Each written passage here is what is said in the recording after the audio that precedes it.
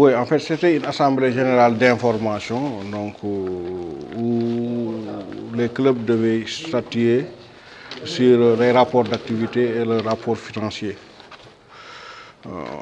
L'assemblée générale s'est passée dans de bonnes conditions, même s'il y a quelque part de la passion, c'est normal.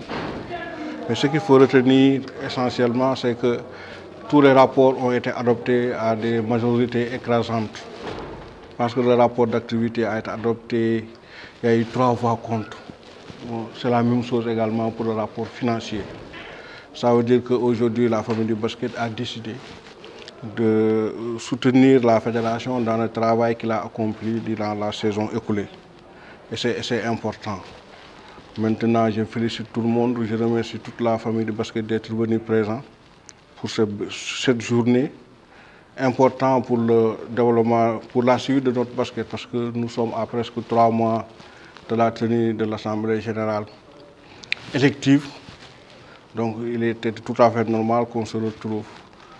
J'en appelle toujours à la sérénité, parce que les élections vont passer et nous allons rester ensemble, continuer à avoir des relations. C'est pourquoi, même si au départ il y a eu de la passion, à la fin les choses se sont calmées et les travaux se sont déroulés normalement. Non, en fait, ça ne concernait pas, ça ne figurait pas dans l'ordre du jour. Je dis que c'était une assemblée générale d'information. Il n'y a pas une assemblée générale extraordinaire qui était convoquée pour modifier les textes. Il est ressorti maintenant des débats de l'assemblée générale, parce que c'est le comité directeur qui est compétent pour convoquer une assemblée générale extraordinaire pour statuer sur les textes. Le comité directeur par 2/3 des membres composant le comité directeur. Donc ils ont donné mandat au président de la fédération de convoquer le comité directeur, voilà, pour statuer sur l'opportunité ou pas de convoquer l'assemblée générale extraordinaire. Non, en fait, la date de l'assemblée élective n'est pas encore fixée, c'est le comité directeur également qui doit fixer la date là. Donc ce sera avant le 27 juin de toute façon. Maintenant, je pense que lors de la prochaine réunion du comité directeur, bon, est-ce qu'on va convoquer en même temps une assemblée générale extraordinaire et l'assemblée générale élective? Je ne le pense pas. On pourra peut-être convoquer l'assemblée générale extraordinaire et après maintenant voir durant le mois de juin quand est-ce qu'il faut organiser l'assemblée générale élective. Étant entendu que mon souhait à moi, c'est de le tenir au plus tard avant le 23 juin, parce que le 23 juin, c'est le congrès de FIBA Afrique. Et je veux que celui qui va représenter le Sénégal à ce congrès-là ne soit pas en fin de mandat, mais soit quand même, voilà, un nouvel élu. Voilà. Parce que j'ai quitté l'aéroport pour venir directement ici. Demain, je vais voir quand il faut rencontrer Adidas également pour traiter le dossier de l'équipe nationale. Mais il y a une procédure d'urgence qui sera enclenchée, peut-être le week-end prochain, si c'est possible. On va voir. Et voilà. Je vois qu'il y a trop de passion sur cette question-là. Alors que, et ça aussi, il faut que j'apporte des précisions. Il n'y a aucune réforme qui concerne l'élection du président de la fédération. La seule chose que nous avons dit, c'est que le comité directeur de la fédération, en 2015, était composé de 33 personnes.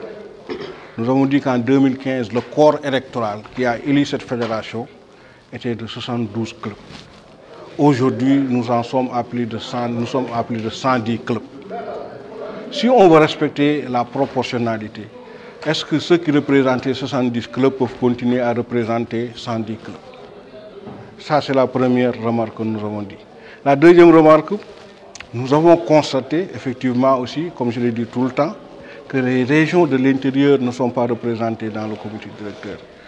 Il faut faire en sorte que les 7 régions qui ne sont pas représentées dans le comité directeur puissent l'intégrer, pour au moins, parce qu'ils travaillent à la base, avoir une représentation nationale. Le troisième point, c'est les membres, les cooptés du ministère. C'est des personnes ressources qui peuvent gérer, servir le basket. Vous savez, c'est des élections. Aujourd'hui, si vous avez un bureau qui ne vous permet pas de prendre en compte, en charge, les cooptés du ministère, et je regrette tout le temps, je le dis tout le temps, des personnes comme le président Serigne Baye, quelqu'un comme Lamine Savané, ils peuvent servir le basket. mais compte tenu de la situation à l'époque en 2015, j'avais subi énormément de pression, je vous le dis, pour les intégrer dans le bureau. Et j'avais dit net parce que je n'avais pas de place pour eux. Et que ensuite c'est important, une fédération aussi importante que la Fédération sénégalaise de basket est composée de 7 personnes. Donc avec un quorum, avec 4 personnes, on a le quorum pour statuer. Vous avez des cas où un dossier qui concerne la douane et le DIC, je ne peux pas siéger, Dembosek ne peut pas siéger. Dans la mise en œuvre des textes, on s'est heurté à un certain nombre de difficultés qu'il faut corriger. Et c'est important. Ça, augmenter le nombre du bureau fédéral, augmenter le nombre du comité directeur, un point, un tiré. Maintenant, tout ce qui concerne le mandat du président, les modalités d'élection, le processus électoral, on n'y touche pas. Après, maintenant, on verra. Et ça, c'est essentiel, parce que je le dis souvent, si on ne le fait pas, on ne pourra plus le faire. Parce que une assemblée générale élective, lorsque elle sera organisée, lorsque se tiendra au mois de juin, on ne pourra convoquer une autre assemblée générale élective que dans 4 ans, c'est externe. Si on met en place un bureau, ce bureau-là, on ne pourra pas le modifier avant 4 ans. Le comité directeur également, on ne pourra pas le modifier avant 4 ans. Même si, par exemple, supposons on convoque une assemblée générale extraordinaire pour modifier, c'est vrai, on aura modifié les textes, mais on ne pourra pas toucher à la composition du comité directeur et du bureau fédéral. De sorte que, parce qu'une assemblée générale élective ne peut être convoquée que dans un délai de 4 ans. C'est des questions sur lesquelles j'invite les gens à réfléchir, au lieu de s'opposer pour s'opposer. On dit, on va réfléchir dans l'intérêt du basket. Qu'est-ce qu'il faut faire? Qu'est-ce qu'il faut faire pour avoir le maximum de ressources, de ressources humaines pour gérer et développer notre basket? Face à cette question-là, je pense que la meilleure attitude, c'est vraiment de venir à cette réflexion-là, voir comment on peut, nous ensemble, voir. Moi, je ne suis pas omnibulé par cette réforme-là. Une réforme, quand on s'y oppose, nous sommes en matière électorale. Quand on s'y oppose avec des voix électives. Mais 2 ou 3 personnes également ne peuvent pas décider décider pour le compte du mouvement associatif, pour le compte de la famille du basket. Mais, grosso modo, c'est ça que je voulais dire. Maintenant, on verra. Moi, qu'on réforme ou pas, j'avoue que personnellement, ça n'a aucune incidence pour moi dans le processus électoral. La seule chose, c'est des points forts que moi, je voulais faire avant mon mandat. C'est comme l'augmentation du nombre de clubs. Ça, c'est des décisions fortes qu'on a voulu prendre. On dira que ça, c'est sous notre magistère que telle ou telle décision a été prise. Parce qu'après, on va partir, mais les faits vont rester. Je ne peux pas aujourd'hui préjudicer de ce qui va advenir à l'Assemblée générale élective. Je suis seulement ravi et content de voir que la famille du basket m'a renouvelé sa confiance. C'est important. Malgré tout le brouhaha qu'il y a autour du basket, mais c'est aussi normal, nous sommes en année électorale. Et en année électorale, voilà, les gens vont parler. Mais je répète, et j'en appelle vraiment au sens de la responsabilité, du dialogue et à la sérénité de tout un chacun. Ce n'est pas à travers les médias que des élections se gagnent. Ce n'est pas à travers en fait, ce qu'on a voulu faire ce matin, empêcher la tenue de l'Assemblée générale qu'on va servir le basket sénégalais. J'invite les gens à... N'importe qui peut se présenter, parce qu'on ne peut pas empêcher à quelqu'un d'avoir des ambitions de se présenter, mais qu'on le fasse dans le respect.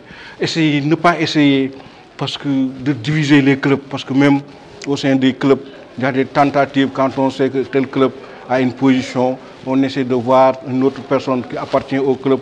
Ce n'est pas bon dans l'intérêt du basket. On a obtenu tout ce résultat-là cette année parce que simplement, ces 3 dernières années, on a été ensemble, on a tiré dans la même direction. Continuons dans ce sens-là. Ordre du jour, adoption procès-verbal Assemblée générale de l'année dernière, adoption rapport d'activité, adoption rapport financier ak questions diverses. Amuloon affaire réforme texte parce que loolu nekkuloon ci assemblée générale extraordinaire moo mën a réformer texte. Donc buñ ci waxtaanee ñun ñëpp on a soumis le rapport discuté ko l'assemblée générale adopté ko ñi fi nekkoon y avait 100 et quelques, presque plus de 90 clubs présents, 90 clubs sur 106, 96 hein, 93, donc 3 contre moo si am si rapport d'activité bi 3 ñoo contre ñeneen ñëpp d'accord nañ rapport financier bi c'est la même chose. loolu mooy wane ne liggéey bi ñu def baax na loolu mooy wane ne aussi que nit ñi dénk aussi ñu ngi continuer di ñu wóolu loolu c'est important. may sant ñëpp di gërëm ñëpp di wax rek nit ñi ñu rester calme rester serein parce que ñun fu ne nii si biti dañu wekk parce que le basket aujourd'hui a une bonne réputation au niveau de la population ak si état bi ak même au niveau international ak organismes internationaux yi moo tax ñun waruñ ko yàq lool donc de faire en sorte que vraiment ñu xool nan lañ mën a waxtaanee ba élection yi ñu def ko ci jàmm ki yàlla fal ñu xam ne yow la yàlla fal nga gañe dem sa yoon vraiment daal loolu laa amoon loo nga xam ne moom maa ngi koy bëgg a wax di sant ñëpp di gërëm ñëpp.